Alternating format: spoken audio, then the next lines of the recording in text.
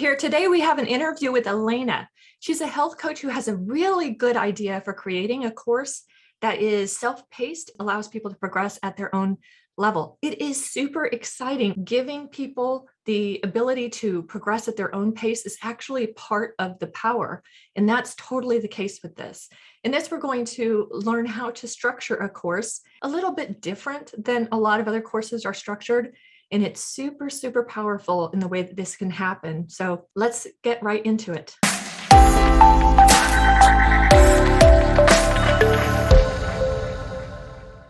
All right, we have Elena, so let's get started. Elena, tell us a little bit about this program that you want to create. Sure. Yes. Hi, I'm super excited to be doing this. So I am currently a health coach. I do mainly one-on-one coaching, some smaller group coaching, and I would love to create a course that kind of combines everything that I typically talk about on my calls, the education, the knowledge when it comes to really creating a healthy lifestyle, into a course that is kind of self-paced with the option, to add on some individual one-on-one coaching for people who need a little bit of extra support. So I would just love to create somewhat of a gallery, of a library of resources that are accessible at any time to reference back to, somewhat of a progression, but also they're available for when you're actually in a situation and you need to reference back to something versus just the coaching calls. I love that idea. I've actually been working with some new people putting this type of program together, and it's so exciting to see what can be done with something like this. Yeah. So why is this important to you? Why, first of all, let's look at the two things, because you've talked about what you do and we've talked about what you're looking to do. So tell us first, why is this particular topic important to you? Yes, for sure. I would say number one is because I just have such a long journey myself to a place where I feel, overall like my healthiest I've ever been. And that would be mentally, physically, emotionally, kind of holistically. And I know what it's like to be in that place where you feel like you are struggling and you are stuck in your day to day. You don't know exactly what to do to get where you want to be. You don't know how to do it. And then once you figure out, a plan that may work for you, you don't know how to overcome the obstacles and kind of the struggles and challenges along the way. And I spent such a large portion of my life in that exact place at different phases of that place. And once I was able to kind of get out of it and overcome a lot of that, I kind of decided that I am now going to share everything I learned in it and the things I'm continuing to learn, because it's a daily practice with the world, with as many people that I can, and help as many people that I can get through that same kind of challenge that I did with health and weight loss, and just really overall kind of looking and feeling our best on this, but also knowing what we need to do to get there. So that's kind of, in summary, like how I got so into it. It's just my background. And then it slowly kind of progressed from there. I got certified as a personal trainer a couple of years ago. And after that, I was training clients and just realizing there's so much more to it than just the physical aspect of it. As I was training clients, they were always talking to me about, some of the kind of a lot of the limiting beliefs they had, or didn't know what to eat or how much to eat, or what do I do when I go to dinner? So I just realized it's so much more than just, a workout a couple times a week. So that after that, I got certified as a health coach and really kind of combined all of those things. And now, I'm kind of where I'm at today. Yeah, and you're touching on one of the reasons I really love courses in the first place, and that is because you often have somebody who overcomes something incredibly important in their life, and then they reach back and help other people with that same thing. You provide so much hope for people, and that's incredibly beautiful. So I love that you incorporated things like overcoming obstacles. And that's really key too, because a lot of times what happens is people put out a course and it's really what to do, but you don't really know why you can't seem to do it. Mm-hmm. You know what I mean? So like, Yeah. I know I should eat less. I know I should eat less fat. I know whatever your belief system is, like I know I need to starve myself and feel bad because I'm not worthy of eating good food. Yeah. And that's like some of those things are where like that additional element that they would have the option to add, the coaching would come in, because sometimes you'll get like a little bit of a snapshot into to what the reasoning might be in a course. But sometimes like talking through it with someone can be helpful as well. So you'll likely get like some new insight from the course modules that you'll be in, looking at it in a little bit of a different way. But then in addition to that, having that option to talk through it with some other people that are either going through the course as well, or, myself as a coach who will be there behind the scenes along the way too. Because that's a big thing that I've taken a lot of courses myself, probably too many, that I've noticed that some have, that hands-on support and some don't have the hands-on support. I think both are great. I think it really depends on who you're working with and like what the needs of your audience are. Mm-hmm. I believe just in my experience that some support is usually needed for the people the clients that I tend to work with, in addition to the course. Oh, yeah, absolutely. We talked about why that topic is important to you. Let's talk a little bit about why this idea of a structure in a library and trying to put more content out there is in a different way instead of just like one-on-one coaching. Why is that important to you? Yeah. So for me, a lot of things come back to freedom and flexibility for myself, but also for my clients. I am all about that sustainable, realistic, overall healthy lifestyle. So again, for myself and for my clients. So for me, I have a little girl, I have a family. I like to travel. I think it will be an option to give my clients that knowledge and, those tools they need when maybe they aren't necessarily scheduled for a call that day, or maybe we're not meeting for another week, or they're kind of finding themselves in a situation where they need that help, that support, or just to reference back to something like right then, kind of get from that start to finish that they're hoping to get to. Some people could do it, in a couple of days if they really wanted to just kind of go all through it. And then some may take, a couple of weeks, maybe a couple months. So it's really self-paced, and it's something that gives them, again, that freedom and flexibility to do it in a way that works for them. Awesome. I think that is very good for you and modeling what it's like to have a very healthy lifestyle. I think it's also very good for them because they can structure, whatever solutions you create in their own time frame. Because I think we talked about the fact that a lot of your clients also tend to be busy moms. Yes, that's a good point for sure. And, even myself, I know sometimes my availability changes a lot. My schedule changes a lot. Yes, I'm in control of that, but sometimes, I am choosing to move these things around. This gives the option to log in, to watch the videos, to read the content at a time that works for them, whether that's super early in the morning, whether it's midday on their lunch break, or late at night after the kids go to bed. So that's a huge, huge thing, both for myself and for my clients too. Yeah, absolutely. Let's go into why is your client taking your program? So let's take it from the perspective of your ideal client. Mm-hmm. There's two questions that I want to know about, like why is she taking it and what does her current life look like? Yeah. So for most of my ideal clients, they're a mom, they're a working mom. They usually have earlier school age children. I would say mid 30s to like early 50s.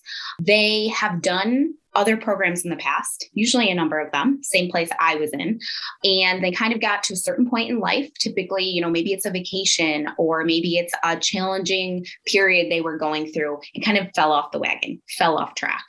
And were never really able to get back on, or they were able to get on and then fall off again, get on, fall off again. So they're really in a place where they are feeling so stuck and just struggling and feeling like it's never going to work for them. Why is it working for everyone else? It's just not possible for me. Or is it possible for me? I can't lose weight. All of these things are going through their head and keeping them right where they are, keeping them from being able to move forward and find something that does actually work.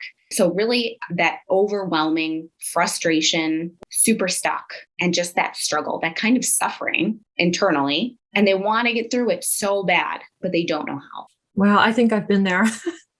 Yeah, we all have in some way, and I would be completely lying if I didn't say that I still sometimes have some of those thoughts and spend some time there. But it's just the difference of how to get out of it a little quicker. You have that choice to get out of it a little bit quicker. And that is what I want to work with, my students, my clients to feel like more empowered overall. It's kind of like you can imagine somebody doing a job the same way they've always been doing it, and it's inefficient and it's frustrating. And somebody comes along and says, have you tried this new tool? Exactly. Like, wow, this just makes it so much easier. So you're just like, now I have access to these tools. So Yep.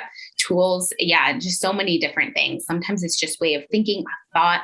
a different way of cooking something. Like it's all, like you said, that new perspective, that those ideas that they hadn't come across before. And then also kind of training their own brain and how to do that for themselves, how to think of new ways and get out of maybe the box they're in themselves in the future. Yeah, I think in that's any area of life.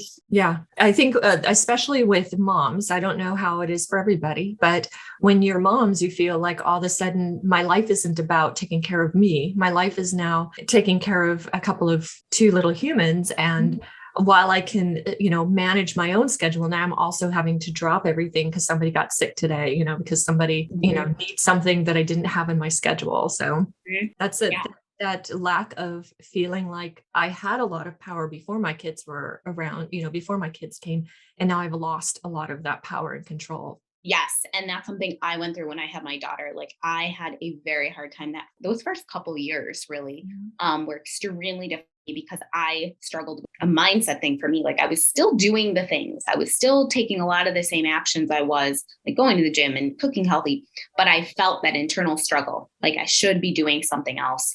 So I totally relate to that. That is one of those like challenges in the course that I would love to help them through, in one of the modules or something like that. Yeah, for me, I think from the moment I was pregnant, because I was like, my body is different. And of course, the shoulds, what you should eat and what you shouldn't eat or what you should take from the moment you're pregnant. It's just different. This is what she looked like before she started your program and why she wants to go through. Let's take that same ideal client. How does she feel like you're most successful? What is your most successful client able to do, feel, think? And what does her life look like as a result of your course? So I would say start with feeling empowered. I said before, like real confident, empowered, very clear. And like you wake up in the morning, you know what you're doing. You know that you can take that control back over yourself and your life. So literally you wake up, your kids are sick, your boss calls, they gave you all these new projects, you're working from home, your house is a mess. You know that you can still maintain that healthy lifestyle, routines, those habits that you have built regardless of that. So I think that kind of combination of things is, like I said, that confidence, that clarity, that empowerment. You know that if you end up having to eat it at McDonald's for lunch, you know what you can eat, the best thing you can eat to be able to still feel as good as you possibly can and not completely, blow your diet, the phrase we all hear, or go off track. You can go on a vacation and you can overindulge and you know how to jump back right in. So that kind of answers, I think, a combination of your questions, but really the feelings are, more confident, clarity, in control of your health and your life. And that empowerment piece, able to do, I would say is, and one thing I heard from a client, it's one of the things probably one of my most favorite phrases I've heard after a program is just they, like I said, kind of said before already, is they felt more in control than they ever have before.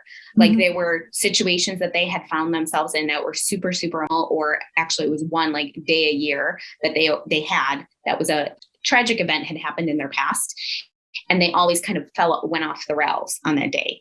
And it was the first time they didn't feel like they had to. They felt like they knew what to do and what to think and how to manage it. The event didn't disappear. They just felt so much more in control of themselves and could handle it so much healthier than they had in the past. So that was like a big thing for them. And I was like, wow, it's really great. I know what to do. I know how to figure it out. I'm in control of the situation. I have the power here to like make the changes I need to make, and we don't always know what we're going to do. Even now in situations I find myself in, for me, it's not getting to that initial point. Now it's, how can I continuously evolve and level up? And I find myself in thinking the thought, I don't know what to do. I don't know how to do this. But then you also know to shift that. Okay, but what can I do? So having those tools to be able to think that way, like think in, more of a productive direction. Positive and negative, I sometimes like to use, sometimes I don't when it comes to thoughts, because it's also sometimes helpful to look at them all as neutral, but like the unproductive and productive, I think is sometimes good too, because you can think, okay, well, this is right where I am, or you can kind of think more productively and it can put you in your direction, get your brain thinking in the way you want it to give yourself those answers. So I think that's a helpful piece too. Yeah, I agree with you. I think that that all thoughts are very, I won't say neutral, not thoughts, but I would say feelings. All feelings can help. And there are some situations where I choose to feel sad because it's right, of course. Yeah, And there are certain definitely. situations where it's like, okay, I feel overwhelmed. Mm-hmm. Acknowledging the feeling of Yes. overwhelmed will help me a lot better than saying I shouldn't be overwhelmed. That's a big piece of it. I think every client I've ever worked with has some form of emotional eating challenges they're dealing with. And it always goes back to most of the time thinking those emotions or those feelings are a problem. And then we have to do something to get rid of them. So many times we eat. And that was a huge component of my journey as well, as I was an emotional eater for my whole life. And once you know how to do that, you aren't as afraid of them. And you also don't, plow through most of the food in your pantry because you know how to manage it. So that would just be a component as well. So, and another thing they would come out of the program with those tools to manage that when they get home and they're stressed and they're upset or whatever it may be for that person. Excited could be a positive, could be that too. I love it. I really do. I like the fact that you're not only telling them, how to eat, but like how to manage those feelings so that you're, addressing that eating. So, yeah. Absolutely. So I know this is probably happens with a lot of coaches. I'm curious. Let's say that you have somebody who starts your program and they're thinking like their beliefs are holding them back. Mm-hmm. What is it that you see in a client that says, okay, there's definitely some breakthrough happening, and you might see it even before they do? I think first is they start to become aware of it. Mm-hmm. Because many times when you come in, you're not even aware of all those thoughts that you're thinking. Like you mentioned before, the shoulds, like I should do this. I know I need to do this. And once they start to become aware of the fact that they almost catch themselves. And that's really good. So that's really like number one. And then we can start to question it together. And then when I see them starting to question it themselves, and then, the last phase of that is, okay, what do we intentionally want to think or do here? Along that list that I just kind of went through, watching them do it themselves, whether it's on a call or like in a message, is huge. And then of course, like the action follows that. If maybe before they were thinking all of these things and it led to beating themselves up, maybe they did overeat or something. The end result is beating yourself up. Mm-hmm. I've, had text messages and things like that, this happened, but I decided that I'm just going to not beat myself up this time, or just move on and I'm starting over again today. And those types of things, I love it. I just love hearing it. I love seeing it when, they're making a change in a positive direction in any change. Yeah. So. I can't believe how old I was before I realized that my thoughts were optional. Like I didn't have to believe them. So, and I am living proof that beating yourself up actually doesn't actually help. There is no benefit. Like literally there is no benefit to it. And again, same thing. Like I did it my whole life. It's hilarious, but not like now I'm like, what? Why would you? Why was I like that? Yeah. And again, like I mentioned, I have a little girl. So when I see her start to do that, I'm just like, what? Like, what does that even do for you? Nothing. It doesn't even feel good as you're doing it. Yeah, I actually started, and this is crazy, and I don't share this with a lot of people, but now that this is going to be on YouTube, I guess everybody can know, but I actually keep a picture of myself at 18 months at my desk. And I remember if I start beating myself up, that a lot of the behaviors that I do are because that little girl went through some difficult times. Like, would I want to beat her up? No, she did the best she could at the time that she was at. Yeah. So let's show myself the same level of compassion at my current age that I would at a younger age. Yeah. And that's a really good way of looking at it. And a lot of times I will say to people, sometimes it's just friends and family when they're talking about something, like think of either your child or your niece, nephew, if you don't have kids, or even like someone you love more than anything in the world. Would you ever talk to them the way that you talk to yourself? Yeah. Never. Yeah. And it's like, if I wouldn't talk to them that way, why would I talk to me that way? Like you are, one of my clients said this, and I use it all the time. You are the most important person in your entire life. And I was like, when they said this on a call, I was like, whoa, that is so good. I'm going to use it now. And it so much applies to that. It's almost like we feel like that if we beat ourselves up, we'll make progress. Like that is going to just change us like that. Like, okay, I'm going to beat myself up and tomorrow I'm going to, drop 10 pounds or do the thing. Does not work. Even if it works temporarily, it does not work sustainably. It feels awful. Yeah. My key has always been curiosity and compassion. Mm-hmm. Where did this come from? Why would a kind, loving, intelligent woman behave this way? So where does this come from? Mm-hmm. And then looking at it with compassion. So how uncomfortable is it for your clients to go through the journey that they have to go through to maybe take out these belief systems that they've had and exchange them for something different? Like, I know that this should be awesome, right? I'm exchanging something junky for something that's Mhm. amazing, but that's such an uncomfortable space. Mm-hmm. Yeah. So I would say it's an up and down, like anything else. And you'd have to go into it knowing that, typically something I mention, but it doesn't even compare to staying right where you are and doing the same thing over and over for the rest of your life. That discomfort is just a completely different kind than what you will experience going through, the program or, coaching. And the other thing is you have support along the way. Makes it a little bit different as well. But yeah, you are bringing up all the things that you likely have been hiding from for most of your life.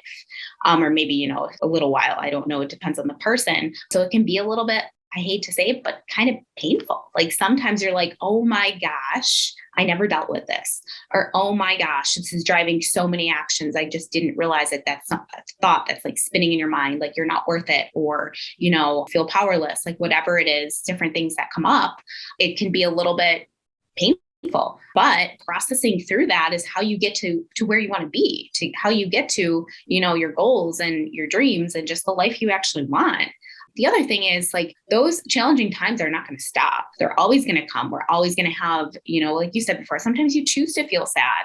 Mm-hmm. And once you know how to, work through those things and allow them, life changes. You just start showing up in such a bigger, better way for you. So, but yes, to answer your question, there is discomfort. It's going to be there for sure. Anytime you're growing, anytime you're evolving, anytime you're working towards something that's out of your comfort zone, you're going to be there. I love the way that your program is very holistic. You can tell from the depth of it, from the way that you're talking about it. So if eating is the surface problem and you start removing it and you start coming up with all these other problems that are there, mm-hmm. Is there anything you can do to either accelerate the process of getting to that route, or is there anything that you can do to prepare them for that? To accelerate it, I would say it really depends on the person. It depends on how open they are to finding out what it is and how willing they are to find out what it is. And are they ready to take ownership for it as well? Because mm-hmm. a lot of times we get stuck in like the blaming and kind of the victim mode for a little while. Because we're like, wait, okay, I see this, but I don't want to deal with it. So I'm going to either blame it on someone else, or I'm going to say it's kind of blaming. It's the same thing. It's because of all these things happening around me, and I can't take back control of it. So I think it depends a lot on that. Like, how ready are you and willing are you to kind of dive in and really face it? Because if someone is, it can happen pretty quickly. Like, I mean, for me, like some of the things that I really struggled with, some of them were like an aha, and it changed pretty quickly after that. So it really depends on the person. And if they're more in the place of still not fully wanting to accept it or own it, it's going to be a longer process for sure, because you really can't make those changes, especially long-term sustainably, if you're not in that place. And then the second question you had was anything I can do to prepare them for it. In the very beginning, we do somewhat of like foundational concepts, which is like heavy on the mindset, and like letting them know, kind of like you said, like there will be discomfort along the way. There will be challenges. It is going to be challenging, but we are so strong and we can handle anything. And when you come out on the other side, you're going to be so much better and stronger for it. And you're going to be able to handle so many of the challenges and obstacles that come your way in all areas of life for going through this. So yeah. I think those types of things. And I know something that's been cool for me, and I share with my clients too, is like, I literally picture like my brain, like as a muscle, and like getting stronger, like your arm would, if you were lifting a weight as you're going through the hardest times of your life. I think of literally like my brain strengthening, like as I'm like going through, I can handle this. I can handle hard things. And I sometimes like encourage clients to think of a visual that is helping them. Almost like I said, like you're lifting a weight, your arm is getting stronger, you're growing that muscle that you want to, or toning it, whatever it is. Thinking of like, what is that, like your brain or whatever it may be, that's being enhanced by progressing through these things the way you want to. And that makes sense. Yeah, totally. I actually keep a little brain at my desk because I talk about it all the time. Yeah. But you would need to with learning too. Well, yours is learning also. So there's a scene in Return of the Jedi, which is the third movie, and Luke Skywalker has, he's got all these issues, and he definitely needs to progress to become this Jedi. And there is this cave that he goes into, and it's really more imaginary than actual, thing. But when he's in the cave, he gets confronted with Darth Vader, and he slices the head off of Darth Vader. And when the cap disappears, he sees his own head there. And it's like he is his own enemy and he has to be confronted with it. It's a really interesting scene of going into this cave and confronting his fear. And there's like a turning point, this ritual, this turning point of confronting the fear that's behind everything. So really fascinating. Definitely. I haven't seen the movie. That doesn't maybe mean as much. But no, it does. I do a lot. I'm not certified in life coaching. I am in health coaching, but I do a lot of life coaching for myself. I've done a ton of trainings in that area. And so I combine heavily what I've learned there with the health world. And a phrase that's used a lot is like becoming a watcher of your thoughts. And that's like exactly what it is in such a physical sense, like literally your head is removed and you can see it. But something that's used a lot in like the life coaching world, is you're probably familiar, is watching your thoughts. And like, I feel like that was such a game changing like lesson for me, that you can actually do that, and like literally listening to what's spinning around up there and then deciding if it's beneficial, if it's not. Sometimes just becoming aware has literally like changed so much for me. What is the biggest challenge that you've had so far in designing this library of resources? The order of it. Yeah, 100%. Because when you're working one-on-one with clients, or like when I'm in conversations with who knows who, wherever I am, it's like so individualized. The topics come up in such a random order. Like I have my somewhat order that I would like to go in, but it always changes when you're working one-on-one with someone, almost. So that has been my biggest thing, is like, okay, I know what I just thought wouldn't change, because it's always going to be those foundationals of like, what are your goals? Why? Like drilling really deep down into that why, making that decision, all those types of things, like the foundation. But then after that, I think it's a little bit of the actual like the organization of the materials. There's a pretty simple approach to doing what you want to do. Or is that good to hear? Yeah. Okay. I question, it's all back to the mindset stuff for me. I question if I believe it, but it's good to hear. And I would say second is, if you wanted a second thing challenge, is like the overwhelm of having so much information in my brain around this topic, because it's something I've been literally thinking about and practicing since I was in middle school. So the overwhelm of information I have is the second challenge. As an expert in course creation, I'm going to say creating the course and everything is probably a ton easier than you think it is. Mm-hmm. And so there is an easy way to do that. Hopefully what I have to share will like be good for you, because I want you to do well. I want what you have to go out to a lot of people. So here's what I would say. I would structure your content in kind of like 3 different ideas. So you have your content here. That's milestone number 1. What does somebody have to be at to finally get to maybe an epiphany of like, okay, self-awareness. Maybe you call this self-awareness, where I'm not going to change my diet yet. You have to decide what this is, but I'm throwing out ideas. Maybe I'm not going to change my diet yet. I'm just going to do a journal. I'm just going to figure out like, what are the thoughts? Maybe I'm going to say, okay, when I'm hungry, I'm going to wait 10 minutes and think about what I'm thinking about before I eat. Like I can eat whatever I want. I just have to wait 10 minutes because I want to develop self-awareness. Maybe that's milestone number 1. Maybe milestone number 2 is I'm starting to do the things. Maybe it's a test and experiment, like what foods make me feel good, what foods do not make me feel good. They built on the self-awareness, but now we're doing things. And maybe 3 is like dialing it in. So you think about like, what is the journey in a high level type thing? Now the topics can be in your library. So maybe the topics are like, you're in this milestone number 1, and the self-awareness is that I'm eating because of some trauma that happened to me, or I'm eating because ever since I became a mom, I feel like I'm out of control. So maybe there's topics in here that address those common topics that they would get to. Do you know what I'm saying? So these topics are available at any level, regardless of where you're at. And then you might have also some 911 items. Like I screwed up, I ate a ton of food, I feel guilty. I got drunk and overate a ton of stuff, and I did and said things that I hate myself now. They've got a 911 thing of like how to walk them through. This would be like a resource that helps them walk through a guilt cycle or a guilt spiral. Okay. So if you took your course items and put it in this kind of framework, does that kind of help? Like, can you see how that could turn out? Yes. I guess I would have to think about what the milestones would be. Like That's one, what I two, would and try to three. do. You have this idea of how they are when they start, and you have this idea of how they are when they finish. Mhm. So now you're going to have to clarify, like, how do I know, like, that they finished the beginning foundational level? Like they've actually understanding their behaviors, that they're seeing themselves. Like, what does that first piece look like? What does that second piece look like? And so this actually could be more activities than it could have some foundational content. And you want to have this driven by activities that they complete as self-assessment that says, okay, I'm at this place. I'm ready to move on to module 2. Empowerment and confident and self-control is a huge part of taking control of their thing. So when you build your course around such a thing like, I'm going to assess myself and determine I'm ready for module 2. I'm going to self-assess myself and I'm going to say I'm ready for milestone number 3. You're building empowerment in here. Like you're building a course that allows them to have a lot of control and looking at confidence. Yeah, I like that. And then the topic library, do those kind of categorize into 1, 2, and 3?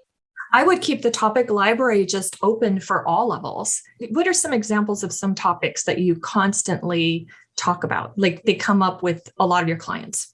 I mean, these are specific like to food, but like how to read labels, where do I find the right like healthy recipes? Those are more surface level, but that's a big part of it because that's a lot of times what we think we need, but we already know where to find healthy recipes. Like we do. What kind of exercises should I do? But most of us already belong to a gym and sometimes even have class memberships. So that's pretty surface level, but those are questions I get a lot. What do I do when I go to a family party and they're having food that like isn't on my plan? Because like we will create a plan, or they will create a plan, but obviously like we do still live. So it's like, what do I do in those situations? Like family party is just one, a birthday party. It's my kid's birthday party. What do I do? We're having cake, ice cream, pizza. Like what do I do? I can't stay motivated is a big one. I don't feel like it. I'm too tired, like managing all of those little things. Those are all specific ones. So you have social gatherings, you have how-tos, managing your emotions. So those are all kind of some categories that you could, in your library, you could categorize this, but I would not put them down by level because they may be searching for those particular topics regardless of what level they're at. Okay. So how would they know that they have reached a milestone if it wasn't by doing coursework? It could be coursework. So the coursework could be like the milestone number 1, for instance, and I'm not building your course because I don't really know what's in it. But if I were to imagine that it was about self-assessment, I would have an intro before you began. Like, this is what you can expect from the whole thing. Here's how you find your topic libraries. Here's how you use your 911. Here's how you have access to, ask questions. Here's how you can help yourself. Here's how you can ask for help. Both of them are good for you to learn how to help yourself and to learn to ask for help or skills. So that intro would have a lot of that. But in milestone number 1, it would be along the lines of, in order to progress past phase number 1, here's what you're going to learn. If it was just about eating, you wouldn't need me. Just go and eat good things. But eating is going to be a lot more about getting to know who you are. So the first modules will be like, who are you? Why are you eating? Where do you learn how to eat? It could be like paying attention to your thoughts. So those would be the modules that would be in milestone number 1. And then the self-assessment at milestone number 1, you would clarify what that is, because when you describe what would be necessary to move out of phase 1, maybe it's things like, I have an idea of what my macros are. I have an idea of the 3 main thoughts that come up whenever I delay eating. I have learned that my thoughts are optional. So they have a self-assessment that they figure out based on what you say they need to have accomplished in order to move from phase 1 to phase 2. In this sense, phase 2 or phase 3 may have that place where they have to go and face down their fear. So saying that you are ready for that next phase. As a course creator, you have confidence that they're able to handle whatever comes their way in the next phase. And you're also handing over to them to have confidence in themselves that they can handle whatever comes in the next phase. Okay. You might even have a video at the end of phase one that says, congratulations, you finished phase one. And that means that you did all of these things. I'm so proud of you. I hope that you're proud of yourself. Yeah, that makes sense. I think that this is a super exciting thing. The other thing that I think that could really help for you is to emphasize the benefits of going through a self-paced program. And that benefits, of course, of the flexibility and the freedom that we talked about. A lot of the reasons that people come through this is because they feel like they've lost control. And so by going through this course on your own and doing this on yourself, you're going to learn who you are, and you're going to learn to be confident in yourself. You could say this. I know from my experience that you're capable of amazing things. I learned I was capable of more than I could possibly imagine. And I believe the same for you. Mm-hmm. So as long as you're continuing to convey those messages throughout that whole program, this program is super powerful because it's not only teaching them to take control of their eating, it's teaching them that they're capable of taking control of their eating. Yeah, for sure. And that's like speaks to the confidence piece. Yeah. And the whole thing. The other thing that I would want to build into this is accountability. So where are they holding themselves accountable in a self-paced program? Because I think that's a lot of times where they may need a lot of help and compassion and confidence. It could be along the lines of a lesson that says, well, how did you do this week? If you blew it, that's okay. Failure is a part of it. And it doesn't mean that you're a failure. Yeah. For every success that you did, maybe it's a weekly video. It says, for the 7 days that you went through there, every day that you did something good is a success. Mm-hmm. We just need to learn to accumulate more successes than failures. So where do we have accountability built into this so that they can see that they're capable of doing what they set out to do, that they can come through for themselves? Yeah. I almost envision it as like kind of how they would set up like their own plan at some point. Like when they get started, like identify like the time they want to set aside in their schedule or calendar to do the coursework. So whether that would be like 1 hour a week or a couple hours a week, and then like having something really like they check off, like if they completed it in their time frame. That makes it complicated, I think, with probably a platform, but so that they actually like have that tangible kind of accountability piece too. Ideally, once I formalize this and build it out, I would like to have a social media group, who knows what that would look like exactly, where people can kind of go in and like report, this is what I'm committed to this week, this is what I'm doing. And then they obviously would have me checking in too. So kind of a few approaches to it. But your point of self-accountability, that is like the number one thing like I want them to have. Mm-hmm. So yeah, those are just a couple thoughts, but it could be email sequences that you send out like every week. So they sign up for the course, and then for the next 52 weeks or something like that, you have an email that goes out that has the same accountability questions. The other thing you can do is it can be difficult to put it in a platform, but you could create like an accountability chart that fits into a day planner or, 8.5 by 11 sheet that they can just, or even a star chart, because I don't know why, but we all get motivated by putting stars on a chart. So there's a lot of different options that are available, but I would certainly think about like, how do you build accountability in so that they can see their successes? One of the most important part with every course is that you want to make progress obvious to the client who's taking the course, not just to the coach. So that progress, especially when it comes to eating, shouldn't possibly be tied to the scale, right? Because that is sometimes where we end up beating ourselves up. So can it be visible about like the number of healthy things that I eat, the number of times when I exchange something that's unhealthy for healthy, the number of times I delayed 10 minutes before I ate, whatever the behavior is, can you make those behaviors obvious so they can see that you're progressing in those ways? Could be a number of thoughts they track down too. Like, I uprooted another bad thought that I didn't even know that I was thinking. Mm-hmm. Yeah, I almost think the accountability would be like, I don't know if accountability is the right word. Maybe it is. Almost be like a milestone, because that is such a huge piece of any of it.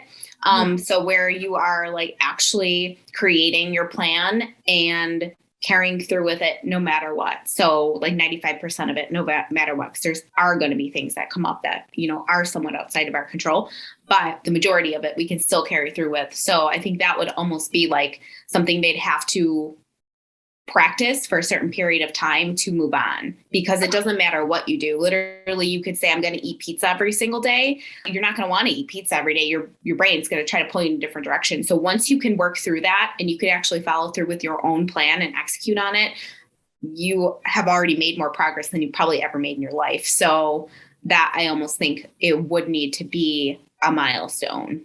Yeah, I agree. I think that should be part of your phase 2 milestone, kind of like building those basic behaviors. Yeah. So we've talked about like how a course like what yours is, which is super fascinating and interesting, can be really different than what a lot of typical courses might look like, by having, phased approach with the core content, and where people are seeing themselves progress and saying, hey, I finished phase 1 and I'm ready for phase 2, rather than somebody else coming along and doing that, and creating a topic library that's available for references. And I think possibly having a few 911 resources available, because I got caught in a guilt cycle, or I feel like maybe I progressed into phase 3 before I was ready, or something like that. So they can feel like they've got something that helps them in those moments of need.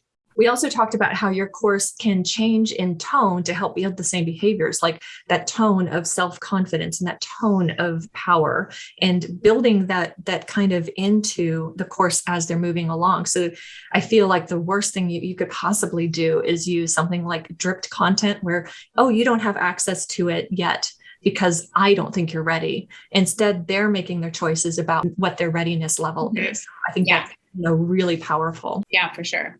It was awesome to talk with you. Yes, it was great to talk with you as well. Thank you so much. This is super helpful. Wow, that interview was so much fun. And there was so much in there. It was about how to build a course that's very different, how to include things like accountability in it.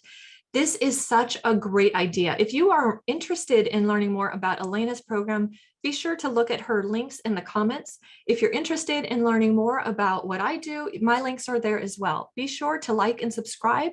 There's a lot of other interviews coming up.